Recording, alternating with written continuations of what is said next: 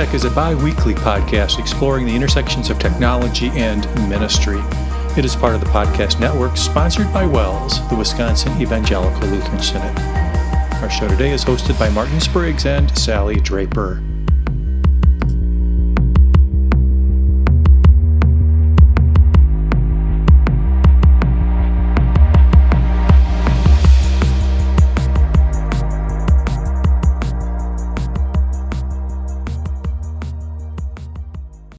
Welcome back to WELSTech, everybody. This is episode 704. That's 704, and we're recording this on June 22nd. That's a Thursday in the year 2023.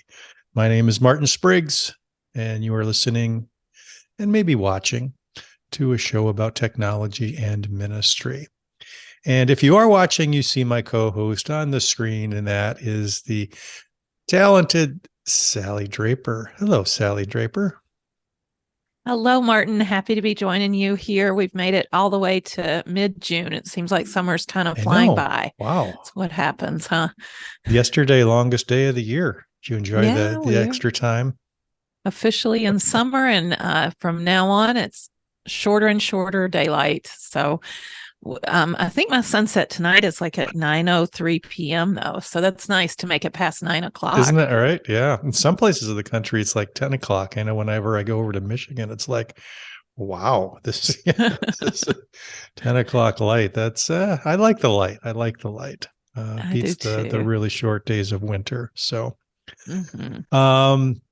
we are on right in the midst of our summer-long series. We try and take maybe a little bit lighter touch on the show, and don't kind of spend as much time as we normally do with all the segments of the show. But we do like to focus on one topic, and that or one theme, I guess you'll call it. And this year's theme is kind of a review of a book called Tech Like a Pirate by Matt Miller. And that is, I've read it a couple times now. And what I like about this book, Sally, is the very practical approach that he takes about writing this book and the examples that are given. Because basically he's just kind of, the content between the examples is important and good, but it more is just like an introduction to here's some cool stuff that you can actually use right away kind of thing. And that's I think that's very useful in the hands of an educator. Yeah, I agree. It's a show and tell kind of concept. And when you have one to look at, it's very easy to model off of that. And he even talks about that as we get into the chapters we're covering this week, Martin. He tells you to steal things at some point in these chapters, because that's a great way to learn. That's what pirates do. Yes. Yeah, true. We get to talk like pirates because it's Tech Like a Pirate. And get out there and look at his examples. He gives you plenty. Actually is the man behind Ditch That Textbook. And this website is just packed with amazing resources. In the book, he links to tons of pages and things that he's put together that kind of explain and give examples and give templates and all that kind of stuff for doing a variety of magic with technology in the classroom. A couple of things as I was thinking about the show today and just kind of reading through our chapters 3 and 4 that we're going to go through in just a second here is you get a sense that what would be really helpful for somebody to get the most out of this book at least to have some kind of comfort level with, let's say, the Google platform. He constantly refers to building some of these games and tools and lessons in Google Slides or using Google Forms or Google Docs, those kinds of things. And in order to, I think, get the true benefit out of a lot of his examples, it's helpful to have that foundational tool. So maybe that's one takeaway, that this is not just a, light it up and forget it. I think he's always encouraging you to tweak it, change it, take advantage of what your circumstances are in a classroom. And I think the only way you do that is you have some comfort level with the technologies involved. So it's not a magic bullet. It's something that I think you have to have at least some baseline understanding and comfort level with. So that's one thing that came to mind. Another thing that came to mind is there's a lot of ideas here, as we just mentioned. Don't let them kind of just live in that book. You need a way to kind of highlight, note for yourself, maybe take notes, get these into a system where you can actually go back to them when you need them. So you don't want to have to page through this book every time you want to find an idea.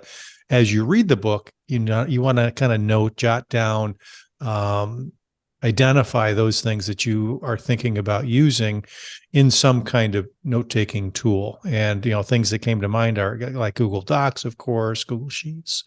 But one thing that we used in the class that I taught at MLC this past quarter or this past semester was Airtable, a kind of a spreadsheety, databasey, Web 3.0 kind of tool that allows you to create all kinds of good, creative ways of storing data, reporting on data, sharing data in kind of a fun way. So Airtable would be something I'd recommend. Wakelet, we've talked about. OneNote, Miro, we've talked about, kind of a whiteboarding tool. Just something, some way to say, here's a great idea, here's a link, here's what he said about it, and then something that you can kind of use as your go-to index of ideas versus just highlights in a book. And hopefully it's really easy to search. Yeah. Search is where it's at. Once you store things, you want to be able to find Tag them. it, right? Mm-hmm. Yeah. Like this is good for this grade level or this subject matter or whatever. Right. Martin, circling back to the first thing you said, having a good understanding of some basic tools to use. I just wanted to make mention, I believe his number one tool that he goes to all the time is Google Slides. Mm-hmm. And I think I've talked about this before. I remember Rachel Feld making it a pick as well. Google Slides is kind of like the Swiss Army knife. I think we've even called it that in the past. And it allows you just a blank slate, kind of like any of these whiteboarding things, but you can do so much. And if you get into a lot of the templates he's sharing and things, many of those are in Google Slides. It's a place to draw and have text boxes and just marry together a whole lot of different content on a blank slate. And if you think you're kind of locked into that slide dimensions that are kind of the go-to or the default layout of a Google slide, you can actually customize that to whatever you want. You can change it to 8.5 by 11 if you want it to be more like a sheet of paper or whatever. So you really have a lot of control, and it's very easy to do. So if I were picking one, that would be mine, Google Slides. Just the encouragement. Know thy tools. It's helpful. And not just the basics sometimes, because you don't really know what your opportunities are for expansion if you don't know what it can do. True. Very true. So should we take a look at chapter 3? Two chapters. Chapter 3, titled "Video and Audio Killed the Chalkboard Star." And I think the biggest focus in this chapter is the things that you can do with video. He does make mention of audio as well, but basically all the smart devices out there have a video camera on them. Why not make some video in your classroom? Allow your kids to create videos, do creative things like put up a green screen behind them and learn about green screen technology, or set them up as newscasters and have them do, the monthly news for your school or your grade or whatever it is. Loaded with ideas for ways to use video and different apps that you can use to make all those kind of things happen.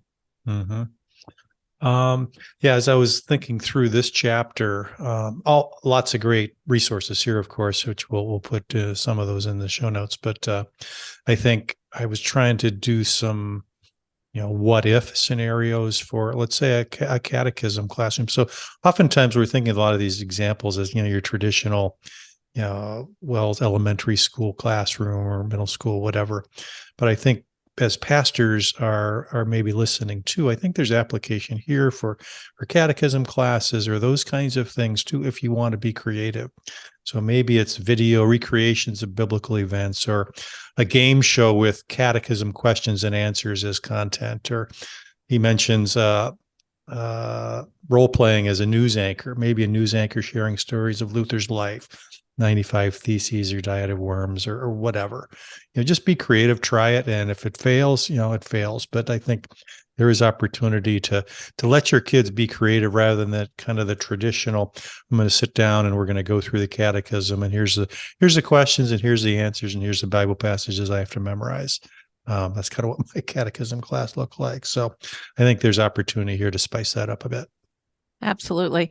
Martin, this triggered for me a memory that I can't believe is 15 years old now. We've talked about this through the years on WELSTech, but many, many years ago, I had a group of students put together a video, and they actually decided to do a puppet show, but they filmed this video themselves. They wrote the script for it, and then had the puppets acting out, and they basically are telling the Christmas story from Luke chapter 2.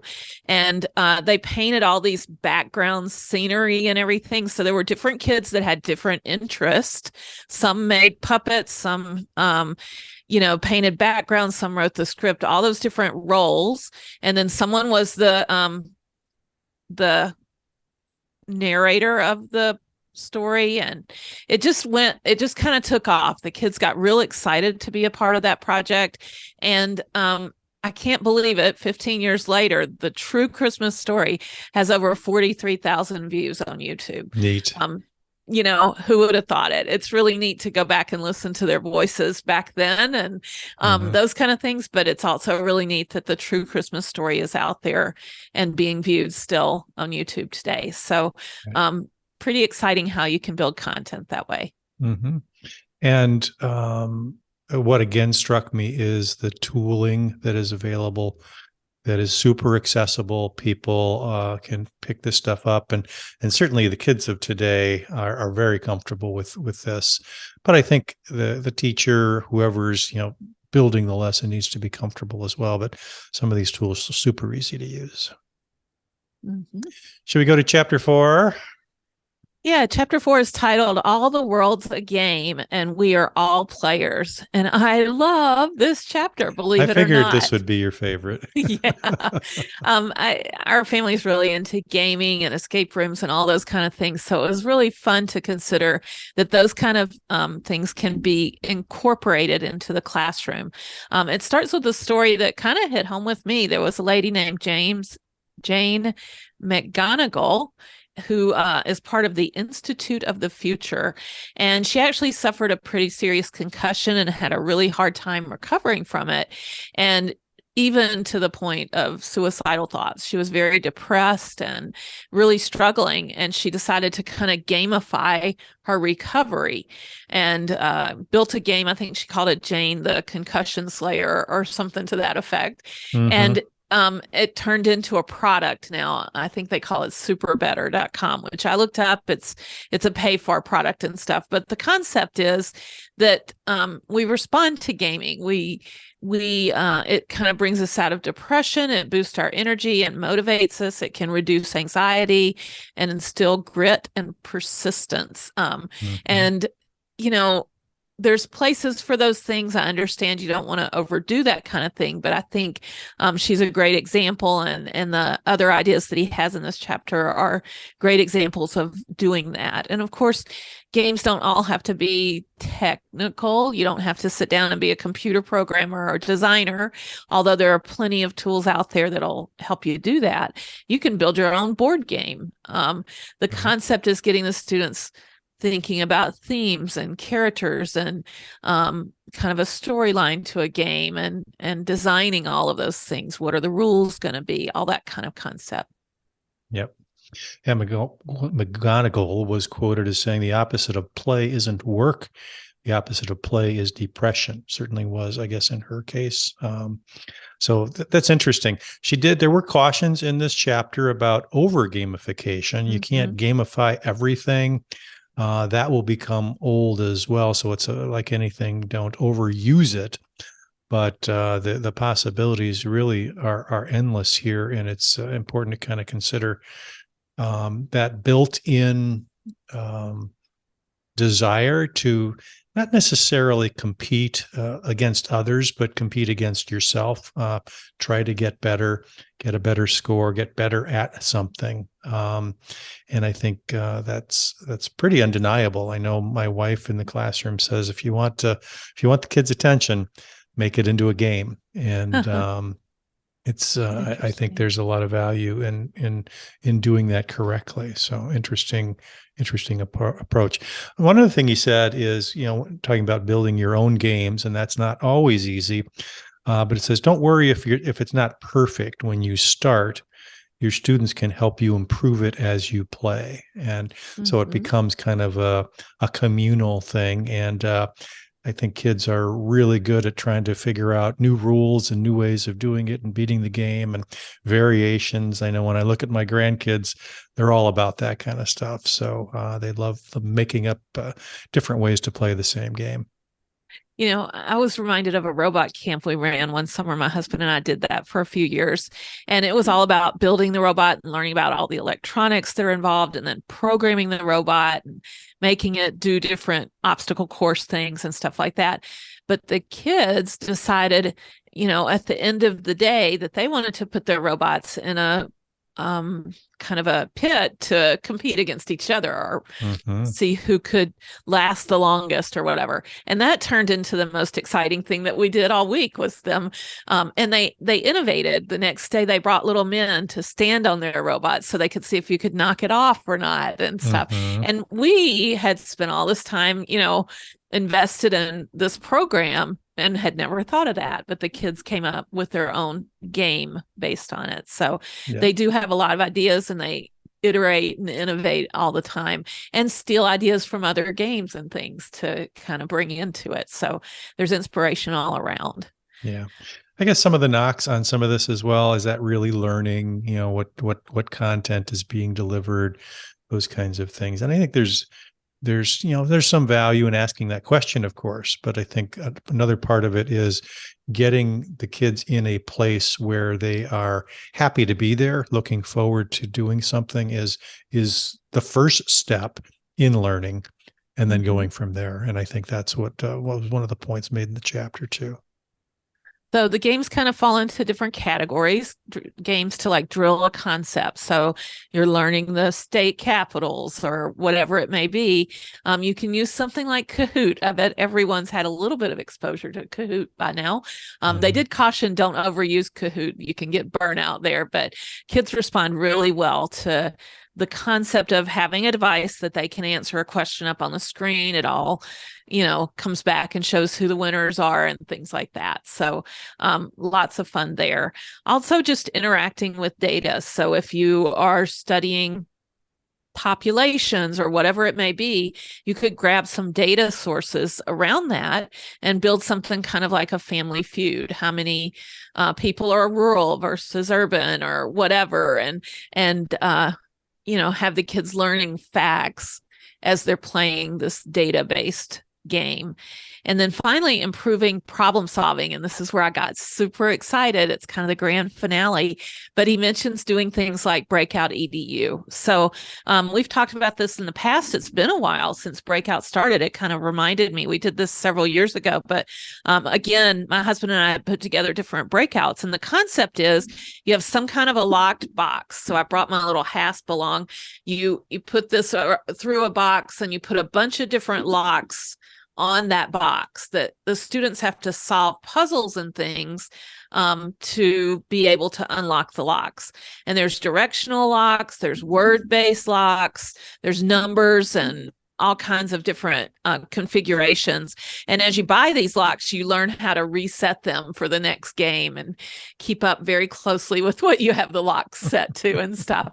And then they're kind of doing that escape room concept by solving puzzles. They're removing a lock, and when they finally get all the locks undone, there's something exciting for them in the box. And it's a great way. We actually used it in Robot Camp as one example to kind of drill things that we had learned throughout the week. They had to remember and solve puzzles around the electronics and the programming and things like that.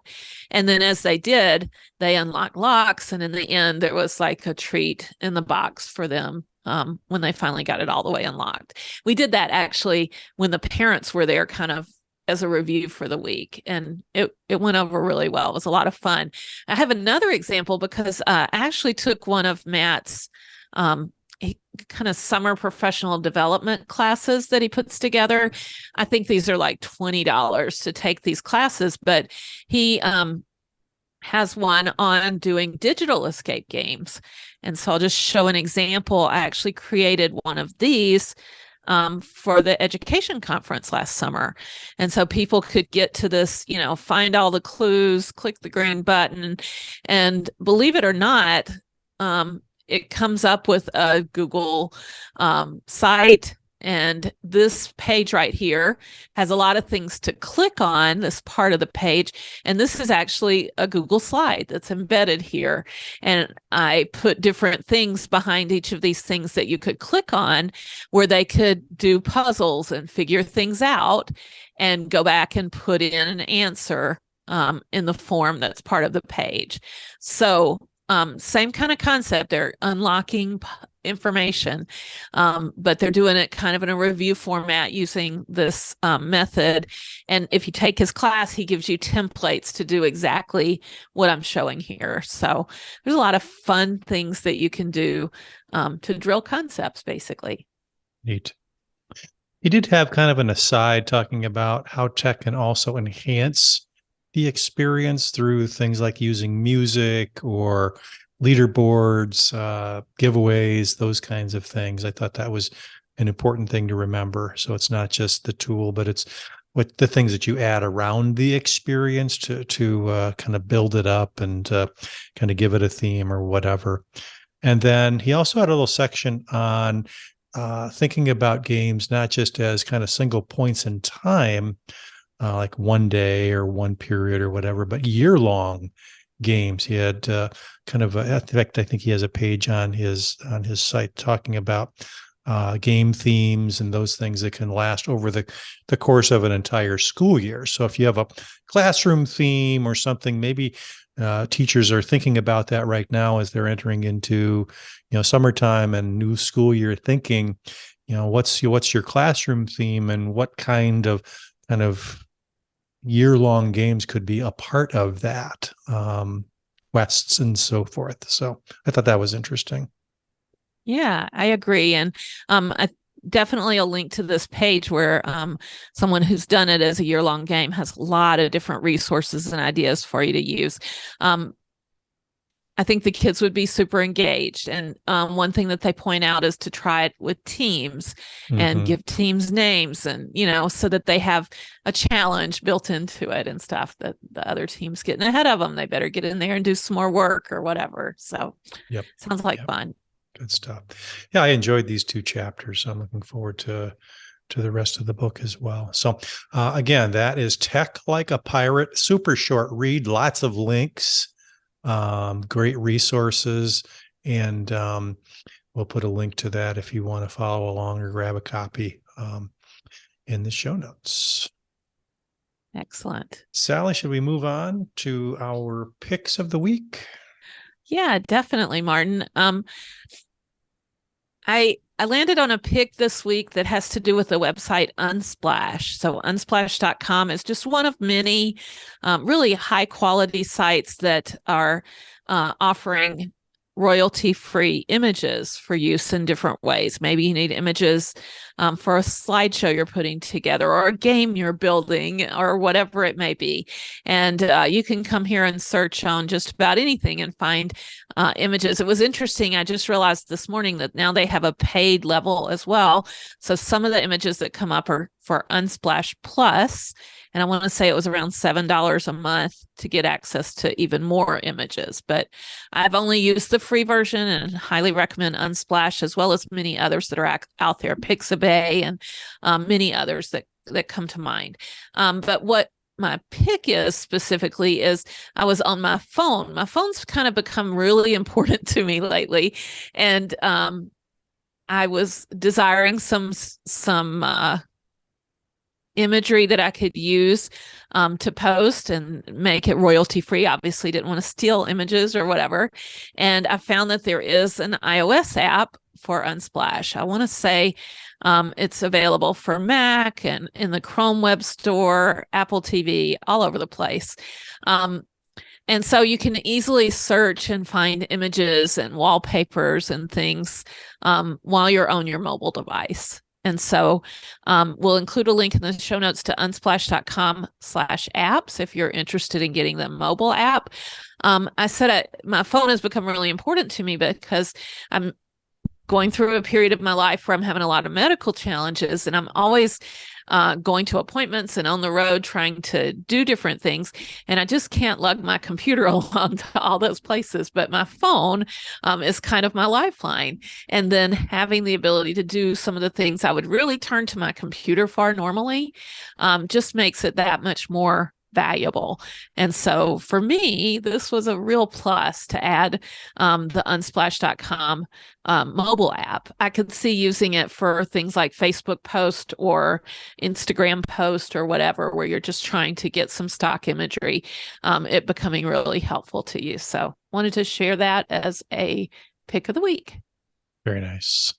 Yeah, Unsplash is one of those tools you kind of see and you don't always even know it is what you're seeing, because they kind of build it into other applications that have grab a picture kinds of things. So I know when I use Miro and want to add a picture to something, Unsplash is one of the options. I think there are other tools where I think maybe even in Trello, those kinds of applications that have a different purpose but need a grab a picture kind of functionality, they use Unsplash. So they're everywhere. So and good quality stuff too. So definitely good pick.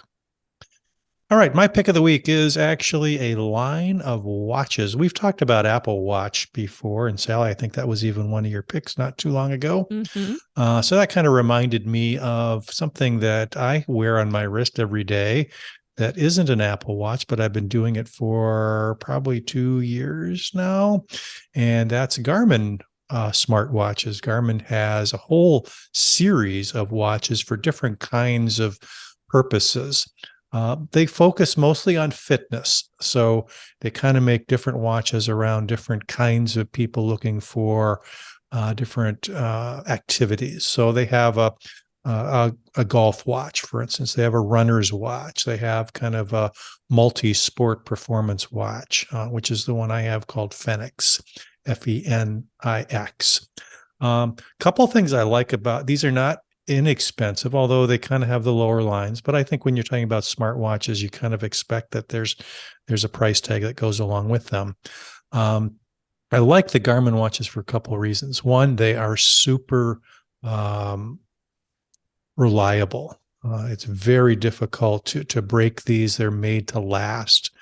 Battery life, at least in the ones that I have the Fenix 6, which is kind of a version behind now, gets 14 days on a charge. Nice. Very different than my Apple Watch, which is 1 day if I'm lucky. Yes. So I'm going on vacation here in not too long, and I'll be gone for 2.5 weeks. And while it won't get me the whole way, I will be able to get pretty good way through vacation without having to recharge my watch. If I had my Apple Watch along, I'd be looking for a charger every night, which isn't always convenient when you're camping or whatever. Some of these have solar built in, so you may not even need to charge them. They don't have as classy and nice and bright a screen as an Apple Watch per se. But when it comes right down to it, it gives me the data that I need. You can hook up Bluetooth. You can put music on these. They have apps. They measure heart rate. They measure temperature. They have all the smart watchy kinds of features and functions. The golf watches, measure distance to the hole and let you keep score and those kinds of things. So I think they've gained a lot of traction here recently. And again, just kind of a good quality watch with interchangeable bands. So you can style them up if you want. But again, just good, reliable, durable products that I've really enjoyed. So just wanted to pass that along as a pick. So if you're in the market for a smartwatch and maybe you don't have an iPhone, And so an Apple Watch wouldn't necessarily be a good fit because you actually have to have an eye something to have an Apple Watch. Garmin might be something to take a look at. Garmin has long been known for GPS devices, Right. those That's kinds what I of was things. thinking. Hmm. But they've definitely expanded, and they've been in the smart watch play space for quite some time. So it's my little plug for Garmin. Again, not necessarily cheap, although I think there is a range, but gets high marks from me at least. Well, if you were listening to the show, maybe the last show when I picked my Apple Watch, which is brand new to me, I told you what the golden standard was, and I'm not seeing it here, but you need to have Minnie Mouse Oh boy, yeah. read you the time and say good morning to you. And I don't see that on this Garmin watch. I don't know. I don't think Minnie's there. She's an Bummer. exclusive on Apple Watch. Don't be too sad, but That's right. yeah. All right. Let's move on to community news and feedback. Sure. First up is my friend Michael Vlieger, who is interim principal this year at Risen Savior Lutheran School in Mankato, Minnesota, and a member of my congregation. Great guy. Michael is always on the lookout for good tech resources because he serves as technology coordinator at Risen Savior as well. And he came across a free conference for teachers, administrators, technology staff, anyone interested in using educational technology to support teaching. And it is happening. Oh, what is today? The 22nd. It's happening in July. Sorry, I thought it had already passed. July 18th. I knew I put it on here and checked the date. So it is called Spark EdTech Conference. I'll do a quick screen share. And I looked up what Spark was, and it basically is in the Stark Portage area computer consortium in North Canton, Ohio. So not a location I'm familiar with specifically, but a free conference that you can take advantage of. And the sessions will be streamed live. And so looks like something worth checking out if you're in that ed tech space. And they do provide certificates of attendance for professional development if you watch the sessions live or recorded after the fact. So check that out and let us know what you learned from the Spark Education Technology Conference. Very nice. Thanks for sharing that, Michael. July 18th, 2023. All right. I had an interaction with a friend of the show, Pastor Rob Gunther, who also serves on the Synod's Technology Advisory Committee. So I was interacting with a few of those guys recently, and he shot back to me a follow-up email. Rob is pastor at St. John's in New Ulm, Minnesota. So keeping with the that southeast Minnesota theme. He was just catching me up on a few things that they are doing. And he said, he has hired a few MLC students with some grant money to run a VR camp at St. John's. They have 5 Oculus Quest 2s and will be demonstrating how VR can be used in education.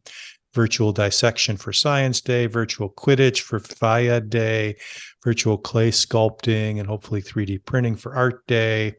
I forgot what it was for Music Day, but they've got something for that.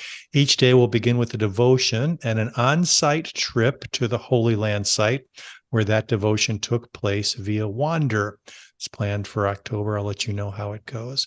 Kind of neat. I thought it fit in with what we're talking about with Tech Like a Pirate. And Rob's been on the VR bandwagon for quite some time. We've talked to him on the show about that even. Very interesting. I like the concept here and also engaging MLC students to help run this as well. So very, very cool stuff, Rob. Yeah, we'll definitely be interested to hear how it goes and what you learn along the way. Yeah. And then Martin, late breaking, I added one more community feedback question to this section of the show. It's from a friend of mine, Paula Winchell, who was recently elected president of the Minnesota Valley Circuit of LWMS. And one thing that LWMS does, besides a wonderful international conference that actually begins this evening in La Crosse, Wisconsin. But one thing they do traditionally is keep archives or have a historian position within in the circuits and at the international level to keep up with all the different speakers and themes and attendance and all that kind of stuff to the different rallies and conventions that they have. And Paula was looking for a way to go digital with some of that historian content. In the past, it's always been like these physical scrapbooks with photos in it. And we have a lot of those, but it becomes a lot to lug around and keep fresh. And, you just wonder how many people are actually going to sit and go through a physical photo album or whatever. And so she was wondering about, software that would allow you to, add digital artifacts of that nature and keep things safe and consistent. And in my mind, I kind of thought of Google Tools as being a good place to do that, because you can add all kinds of different content and things like that.